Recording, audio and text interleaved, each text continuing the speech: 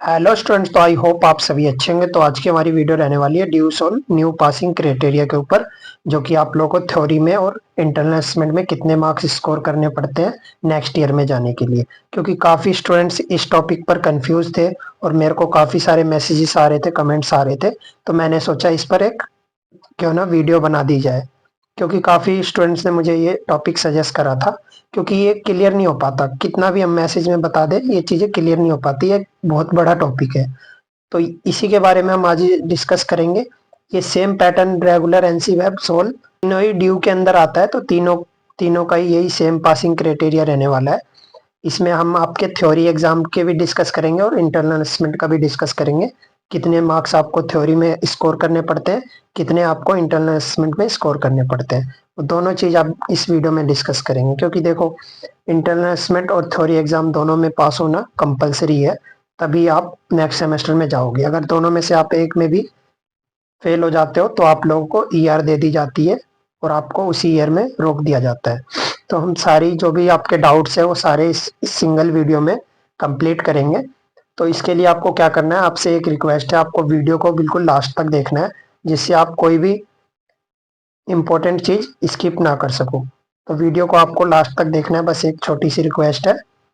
और अगर आप चैनल पे पहली बार विजिट कर रहे हो तो चैनल को जरूर सब्सक्राइब कर लो। यहाँ पर हम आप लोगों को एसओएल से जुड़ी हुई सारी अपडेट्स टाइम पर प्रोवाइड करते हैं। और अभी तक आप लोगों ने हमारा व्हाट्सअप चैनल ज्वाइन नहीं करा है तो जाकर उसे भी ज्वाइन कर ले, वहाँ भी हम आप लोगों को डेली बेसिस पर अपडेट देते रहते हैं। तो चलिए अब हम वीडियो को शुरू कर लेते हैं। तो हमारा आज का टॉपिक है ड्यू सोल पासिंग क्राइटेरिया। सबसे पहले हम देख लेते हैं, 1 ईयर में आपको 14 सब्जेक्ट्स मिलते हैं, चाहे आप फर्स्ट ईयर में हो, चाहे आप सेकेंड ईयर में हो, चाहे आप थर्ड ईयर में हो। और 14 सब्जेक्ट आपके 1 ईयर में होते हैं। और एक आपको 2 सेमेस्टर में डिवाइड किया जाता है, जिसमें आपके फर्स्ट सेमेस्टर में आपको 7 सब्जेक्ट्स दिए जाते हैं, सेकंड सेमेस्टर में भी 7 सब्जेक्ट्स दिए जाते हैं। तो आप लोगों को सब्जेक्ट्स का पता चल गया होगा कि आप लोगों के पास कितने सब्जेक्ट्स होते हैं।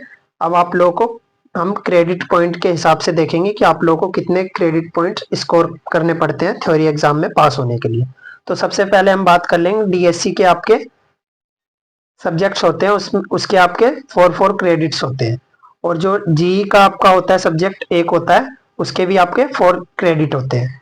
और आपका लास्ट के 3 सब्जेक्ट होते हैं, सैक के, वैक के और एईसी के, इसके आपके 2-2 क्रेडिट होते हैं। तो ये टोटल एक सेमेस्टर में मिला के आपके एक सेमेस्टर के 7 सब्जेक्ट के टोटल 22 क्रेडिट्स हो जाते हैं। और इसी तरह आपका सेकेंड सेमेस्टर में भी 7 सब्जेक्ट्स का मिला के 22 क्रेडिट्स हो जाते हैं।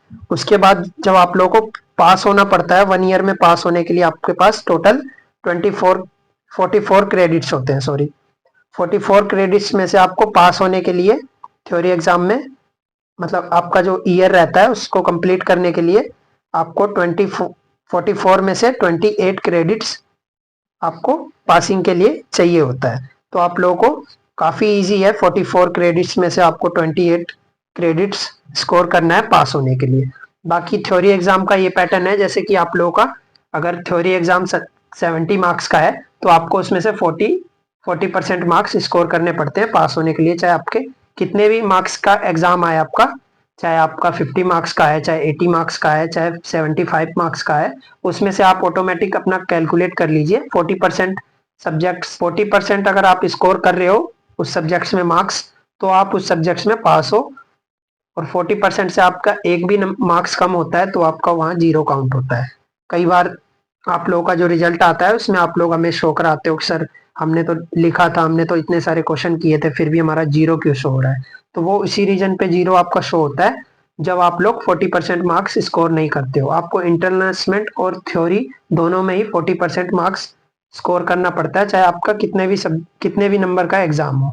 उसमें से आप लोग कैलकुलेट कर लेना, 40% जितना बनेगा उतना आप लोगों को स्कोर करना पड़ेगा। ये हमने क्रेडिट के अकॉर्डिंग भी देख लिया, आपको मार्क्स के अकॉर्डिंग भी, परसेंटेज के अकॉर्डिंग भी मैंने बता दिया कि कितने आपको थ्योरी में पास होने के लिए चाहिए होता है। जैसे कि आपका 100% में से 40% आपको स्कोर करना पड़ेगा, तभी आप थ्योरी में पास माने जाओगे। अब हम बात कर लेते हैं इंटरनल असेसमेंट के। तो इंटरनल असेसमेंट में भी आपके अलग अलग सब्जेक्ट होते हैं, जैसे कि डीएससी के होते हैं, जीई के होते हैं, एईसी के होते हैं। तो इसमें आप लोगों के 3 सब्जेक्ट होते हैं डीएससी के, जिसके आपके 70 मार्क्स का इंटरनल असेसमेंट होता है प्रज्ञान पोर्टल पर। और जीई का भी आपका एक सब्जेक्ट होता है जिसका भी आपका 70 मार्क्स का इंटरनल असेसमेंट होता है। इसमें आपके 35 क्वेश्चंस होते हैं और आपको 45 मिनट्स का टाइमिंग दिया जाता है और 2 अटेम्प्ट्स आप लोगों के पास होते हैं। 2 अटेम्प्ट में जो भी आप बेस्ट स्कोर करते हो वो काउंट होता है। और एक सब्जेक्ट आपका पास होता है एईसी का। एक सब्जेक्ट आपके पास एईसी का होता है जिसका आपका इंटरनल असेसमेंट 20 मार्क्स का होता है। और जितने भी 70 मार्क्स वाले आपके इंटरनल असेसमेंट होते हैं उसमें आपको पासिंग के लिए 28 मार्क्स स्कोर करना पड़ता है। और जो 20 मार्क्स वाला आपका होता है इंटरनल असेसमेंट उसमें आपको 8 मार्क्स स्कोर करना पड़ता है 20 में से पास होने के लिए। और एक जो आपका एसईसी का होता है एग्जाम, मतलब इंटरनल असेसमेंट, जो कि आपका 80 मार्क्स का होता है। इसमें आपको पास होने के लिए 32 मार्क्स लाने पड़ते हैं। और एसईसी का आपका थ्योरी एग्जाम नहीं होता है, ओनली इंटरनल असेसमेंट होता है, इसलिए आपको इसमें बेस्ट स्कोर करना पड़ता है। तो आपको इसमें अच्छा स्कोर लाना पड़ता है आपको पास होने के लिए। बाकी इसका थ्योरी एग्जाम नहीं होता है, कई बार हो भी जाता है, वो एक अलग कॉन्सेप्ट है, अलग टॉपिक है, उसके बारे में हम बाद में डिस्कस करेंगे। अभी हमने बता दिया एसईसी का, जो भी नए स्टूडेंट आते हैं उनके एग्जाम नहीं होते हैं थ्योरी के। तो हमने देख लिया आपका ये पासिंग क्राइटेरिया होता है। आपको पास होने के लिए इंटरनल असेसमेंट के जो मार्क्स होते हैं आपके 20% ऐड होते हैं और थ्योरी एग्जाम के 75% ऐड होते हैं। तो आपके टोटल जो मार्क्स होते हैं वो 100% में से मिलते हैं, बट आपके जो इंटरनल असेसमेंट से 25 लिए जाते हैं और थ्योरी एग्जाम से 75 लिए जाते हैं। इन दोनों को मर्ज करके आपको 100% में से क्रेडिट पॉइंट दिए जाते हैं। और क्रेडिट पॉइंट किस तरह आपको दिए जाते हैं वो मैंने ऊपर आप लोग को बता दिया है। बाकी एक बार और मैं आपको समझा देता हूँ आप लोगों को क्रेडिट पॉइंट किस तरह दिए जाते हैं। तो यहाँ पर आप लोगों के पास टोटल 7 सब्जेक्ट्स होते हैं, जो कि आपके डीएससी के 3 सब्जेक्ट होते हैं, जी के 1 होता है और सैक वैक और एईसी होता है, यानी कि 3 ये हो गए और 3 ऊपर हो गए 6 और एक जी का आपका 7 हो गए। टोटल 7 सब्जेक्ट होते हैं आपके पास, जो कि आपके ऊपर के 3 और एक जी का, ये 4 मिला के आपके 4-4 क्रेडिट के होते हैं और नीचे के आपके 2 क्रेडिट के होते हैं। तो आपका ये टोटल 7 सब्जेक्ट्स मिलाकर आपके 22 क्रेडिट्स होते हैं। इसी तरह आपके दोनों सेमेस्टर में 22 क्रेडिट्स होते हैं। इनको टोटल अगर करते हैं तो हम 44 क्रेडिट्स होते हैं। 44 क्रेडिट्स में से आपको पास होने के लिए 28 क्रेडिट्स लाना पड़ता है थ्योरी एग्जाम में, तभी आप उसमें पास माने जाते हो। और आप लोग देखोगे अपना जो भी आपका रिजल्ट आता है, मार्कशीट देखोगे तो उसमें क्रेडिट के अकॉर्डिंग ही आप लोगों को मार्क्स दिए जाते हैं, आप लोगों को नंबर या परसेंटेज नहीं देखी जाती। अगर आप लोगों को अच्छा स्कोर करना है तो आप लोगों को जो ज्यादा क्रेडिट वाले सब्जेक्ट्स है जैसे कि डीएससी का हो गया, जीई का हो गया, इन पे ज्यादा ध्यान देना होगा, जब भी आपकी जो सीजीपीए है वो अच्छी बनेगी। तो ये मैंने ओवरऑल आपको अच्छी तरह समझा दिया है जो ड्यूसोल का पासिंग क्राइटेरिया था। आपको आई होप आपको अच्छे से समझ आ गया होगा। बाकी फिर भी कोई डाउट रहता है तो उसके लिए आप लोग कमेंट करके पूछ सकते हो। बाकी हमारा इंस्टा पेज का लिंक आपको डिस्क्रिप्शन में मिल जाएगा। इंस्टा पेज पे आप लोग डायरेक्ट हमें डीएम करके हमसे बात कर सकते हो अगर कोई भी डाउट है आपका पासिंग क्राइटेरिया से लेकर, या और भी कोई डाउट है किसी अदर टॉपिक पे, तो आप लोग हमें किसी भी टाइम डीएम कर सकते हो, आपको वहां रिस्पॉन्स मिल जाएगा।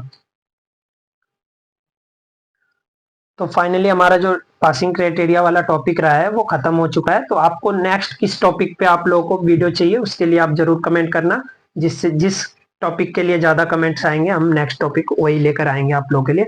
बाकी अगर वीडियो आपको अच्छी लगी हो तो वीडियो को जरूर लाइक करना, अपने जो भी फ्रेंड सर्कल में जरूर शेयर करना जिनको इस टॉपिक पर से रिलेटेड कंफ्यूजन होती है, तो उनके साथ जरूर शेयर करना। जो भी आपके ग्रुप्स वगैरह बने हुए हैं उनके अंदर इस वीडियो को जरूर ज्यादा से ज्यादा शेयर करना, जिससे ज़्यादा से ज़्यादा स्टूडेंट्स के कन्फ्यूजन दूर हो सके। बाकी मिलते हैं नेक्स्ट वीडियो में नेक्स्ट टॉपिक के साथ। So thanks for watching.